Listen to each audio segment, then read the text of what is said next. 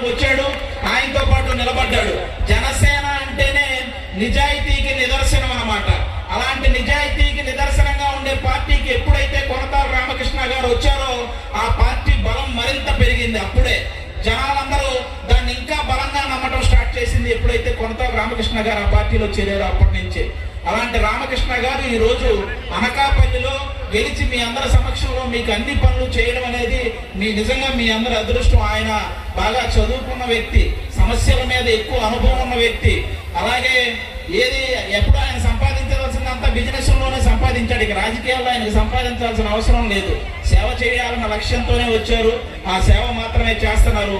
ఇప్పటికీ అనకాపల్లిలో ఆయన గెలిచిన వెంటనే ఏవైతే ఈ పంట కాలాలకు సంబంధించిన పూడికలు తీయించడంలో కానీ, లేకపోతే కసింకోట దగ్గర మెగా వాటర్ ప్రాజెక్టు నిర్మించడం కానీ, ఆ రోజు మేము వచ్చి ఏవైతే ప్రచారం చేసామో అవన్నీ చేసుకుంటూ వెళ్ళారంటే, ఏది గడిచిన ఈ 2 సంవత్సరాల్లోనే ఇంత చేశారంటే ఇక వచ్చే కొద్దీ అనకాపల్లిలో ఎవరికి ఏం కావాలన్నా, ముఖ్యంగా రైతులకి ఆయన చేస్తున్న సేవలు కానీ, లేకపోతే పేద విద్యార్థులకు ఆయన చేస్తున్న సేవలు కానీ, లేకపోతే ఎవరైతే ఆ క్వారీకి సంబంధించి ఆ పరిసర ప్రాంతాల్లో ఉన్న వాళ్ళకి ఉచితంగా ఆ కిడ్నీ లివర్ టెస్టులు ఇవన్నీ చేయించడం అది మామూలు విషయం కాదు.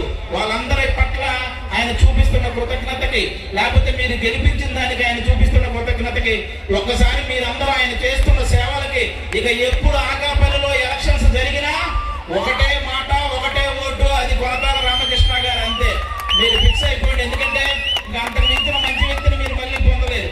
కాబట్టి అలాంటి వ్యక్తి ఎక్కడ ఎప్పుడు నిలబడి ఎప్పుడు ఓటు అడిగినా మీరు వెయ్యాలని మనస్ఫూర్తిగా కోరుకుంటూ, thank you so much, thank you sir so much.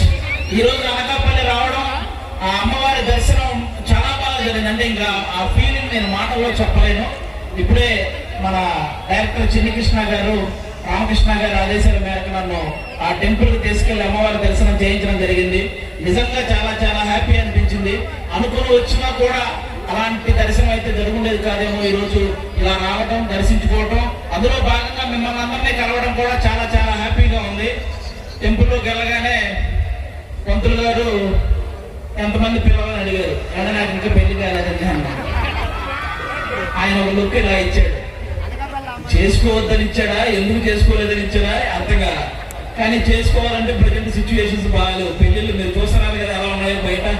ఇప్పటివరకు చేసుకున్న వాళ్ళందరూ ఎక్కడో 100లో 2% ఎలా ఉన్నారో చూశారు కదా. ఏ డ్రమ్ములో పెడతారో అని భయం, ఏ కుక్కర్లో పెడతారో అని భయం, ఏ నదిలో